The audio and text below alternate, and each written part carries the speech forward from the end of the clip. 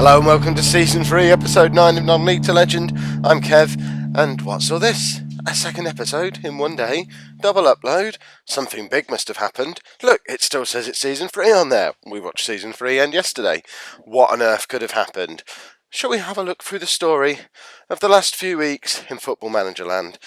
Firstly, the board set a very, very generous budget for me. £21,000 per week. We've still got no transfer budget, because the club is still massively in debt. But this is an extra £5,000 a week on what I've been working with this season. If I'd have had £21,000 a week this season, I'm very confident we could have secured automatic promotion.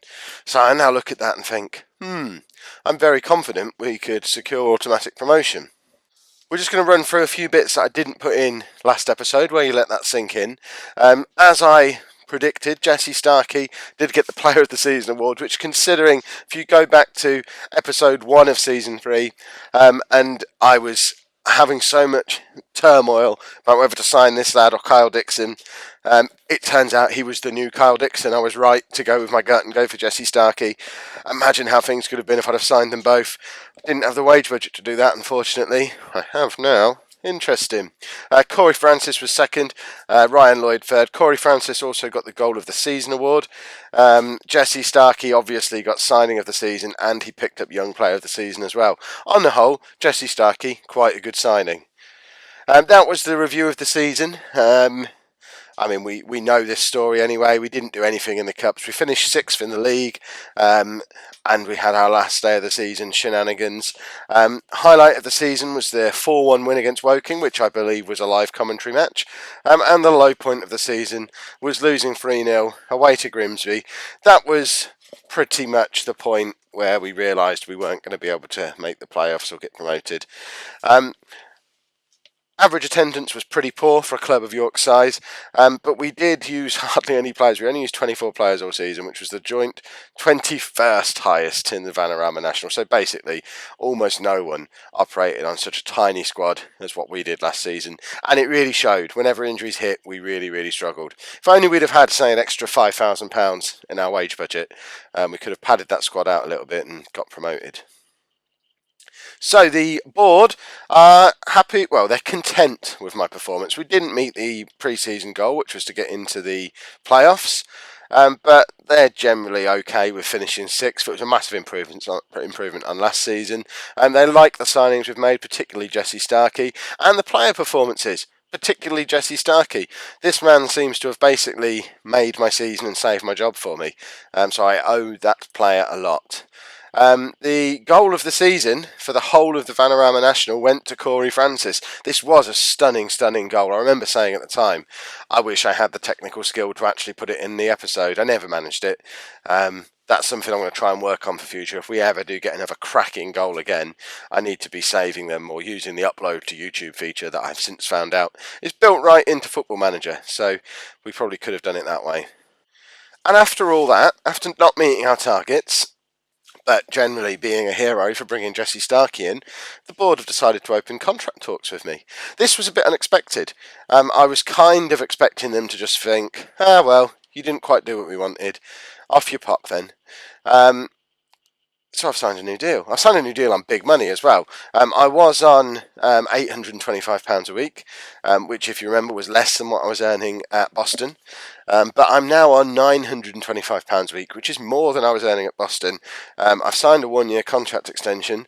Bearing in mind York are nearly £1 million in debt now, where have they found extra money for my contract, which they outright refused to give me last season?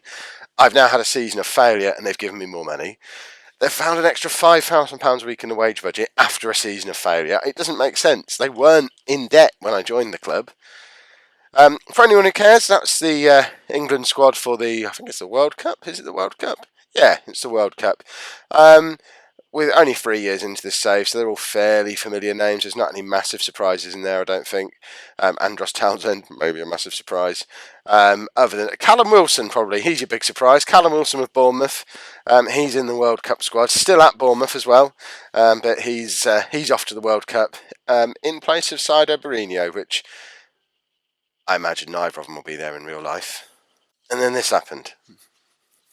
Now, you'll remember after the last day of season disappointment, one of the first things I did in a sulk was applied for a job at Exeter. And I thought nothing of it because it's been 5, 6 weeks since I applied for this job. I've since signed a new contract with York. I assumed that would withdraw me from any previous applications that I'd made. I was all set to commit to a season of promotion with York. I've got an extra £5,000 a week. I'm confident of achieving automatic promotion. I've just released a whole load of players. I've identified signings. I've got a shortlist in place. I've just spent quite a bit of time preparing for the York promotion push. But Exeter are in League Two. It would be wrong of me, in the interests of full realism, to not at least attend the job interview. So attend the job interview I did, and it went well. They came in, they offered me £850 a week. Now that's less than what I'm currently earning at York. So that's not ideal. But then they increased it upon negotiation. That's now more than I'm earning at York. It's only more by 25 quid, but it's more than I'm earning at York, and they're a Football League club. And York are £700,000 in debt. And by the end of the season, they're going to be £1.5 million in debt. In 2 years' time, they're going to be £3 million in debt. York are an insecure club on the verge of administration. Right, let's have a look. How do we get to Exeter? Oh, for goodness sake, look how far away Exeter is. It's all the way down in Devon. It's 300 miles away from York. It's going to take me 5 hours to drive there. I've got on the train. It's only 8.5 hours, so there's always that. But obviously, we need to move down to Exeter. Now, the problem is, I live in York at the moment. Property is quite cheap in York. Property is not quite cheap in Exeter. So we're going to have to sell our nice 3-bed house that we've got in York, and we're moving into a flat in Exeter. It's not ideal, but it's a nice flat. Nice big building, nice parking out front, nice looking flat. I think I can live there. Yeah, it's roughly the price of the house I've sold in York, and they're in the Football League, and it's a little bit more money. Yeah, I'm the new manager of Exeter. You all knew that was coming anyway. I tried to string it out and add some suspense, but you knew I was going. The moment they offered me an interview, you all knew I was going to Exeter. So here I am, Exeter City. Dean Saunders can do one, because he is surprised that Exeter have spent £60,000 in compensation to bring me in from York. Quite frankly, I'm pretty surprised they've paid that as well, because if they'd just got a wriggle on, I'd have been available for nothing before I signed the new contract at York. So if they really wanted me, and I didn't have a spectacular interview, but if they wanted me, why didn't they get me 2 weeks ago, before I spent 2 hours fiddling around and preparing for the next season with York? No one's happy with how this has turned out. But Dean Saunders, he's now my nemesis. And this is Exeter City. So they're in League Two. They've been in League Two for a number of years now. They did flirt with League One for a couple of years, almost 10 years ago now.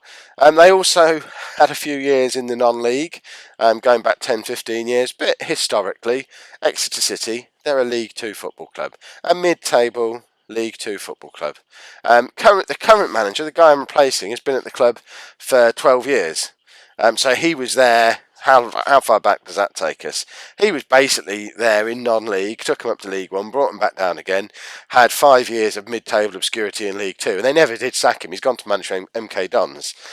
So clearly, expectations at this club are not going to be huge. I can tootle around in mid-table, never get sacked, and then 12 years later, I might get a job at MK Dons. Sounds brilliant. This is the squad. It looks okay. There's a few areas where I immediately think, right, I need to be strengthening this, particularly in goal. We're not looking particularly blessed with depth of talent, and we could probably do with a defender or two, perhaps a bit more. I mean, really, we need to strengthen everywhere. I don't want to be finishing 17th. I've finished 17th 2 seasons in a row. Not interested in any of that. I'm bringing in a whole load of new players. I want the playoffs at least. And that is beautiful. I didn't actually know about this. I should have done my proper due diligence. But basically, Exeter have got loads of money. £1.8 million in the bank. They've given me a £400,000 transfer budget in League Two. I've got £33,500 on wage budget, and we're only spending £21,500 at the moment. I've got loads of money to bring in players. It took me a while to figure out how Exeter are making have got so much money, but it turns out they sold a player. They sold this lad, 17-year-old Lewis Bradford. Came through the youth team, hasn't played a game, never did play a game for Exeter. Basically, came through as a regen and immediately went to Newcastle for £1.5 million. They've not played him. He's had a substitute appearance in the Capital One Cup, but he went there last summer, so he came through sort of March time in 2017. That would be. Is so good that Newcastle paid £1.5 million for him, despite him not playing a game that summer. And Exeter, because they're crazy, have sat on the money for a year. I'll take care of that. I'm going to spend that money. Don't you worry about that, Exeter. That money's going to be gone in no time. Yeah, there you go. That's him. Before we get into how I'm going to spend that money and what we're up to, this is just a quick recap of the rest of the season. I know a lot of you are interested in this, so I will just quickly run through what's been going on. So Chelsea won the Premier League this season. Watford won the Championship to head back into the top flight. Swindon won League One. AFC Wimbledon won League Two. And as we know, Forest Green Rovers won the Conference. That's the first thing I've done when I've come into the club. Get rid of any trash that we've got lying around. 14 players gone. We're starting with a clean slate going into the new season. Some of the money is gone because obviously we're paying wages but not having any money coming in over the summer. But we are still very, very healthy on the balance, and I've got a transfer budget. I've not had a transfer budget yet in this save, so this is going to be very interesting. You're going to watch me spectacularly waste nearly £500,000 over the next couple of episodes, almost certainly. And that's the squad that we've got going into July the 1st. This is where I'm stopping for today. Everything else from this point on will be in episode 1 of season 4, which will be out tomorrow. But this is the squad that I've got. This is before I've brought anybody in. This is after everyone who's going has gone, but I've not made any signings yet. So just take that in for a moment. I'm not going to go through it like player by player because there's quite a few of them. Immediately sticks out to me, Isaiah Osborne looks like a very good player in central midfield, although he's 30 years old. And Chris Atkinson also looks like a useful player in central midfield, a little bit younger at 26. Declan McManus looks like a very handy striker for this level, 23 years old. He's going to get better as well. He's got bags of potential and can play out wide on either wing as well. So potentially a real player on our hands there. And we've got him for 2 years as well on his contract. So we'll be looking to tie him down to a longer deal. Outside of that, the rest of the squad, fairly weak. David Tutonda, 22-year-old left-back, looks useful and again has potential. But he's only here for another year. We need to try and tie him down to a longer deal. Niall Canavan at centre-back looks fairly decent as well. But that's about it, really. I suppose Dean Winnard at right-back is probably okay as well. But there's a lot needed to be done. We've got a lot of money to spend. We've got a lot of free wage budget, and we need a lot of players. I'm in my element here. I'm going to go out and sign 20 players in the next episode and then get sacked in November because they won't gel in time. Because I'll probably be trying to play a ridiculous formation as well. But it's going to be fun. So you want to make sure you don't miss that.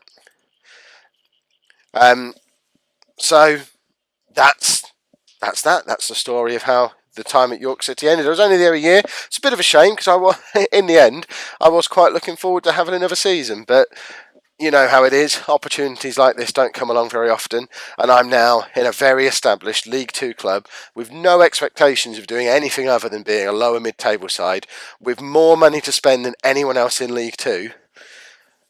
This could be fun. This is going to go one of two ways. This is either going to be Championship in 3 years or sacked by Christmas, and either way, it's going to be loads of fun. If you've enjoyed that episode, make sure you pop a like on there for me. You know what? Like it anyway. Say goodbye to York City.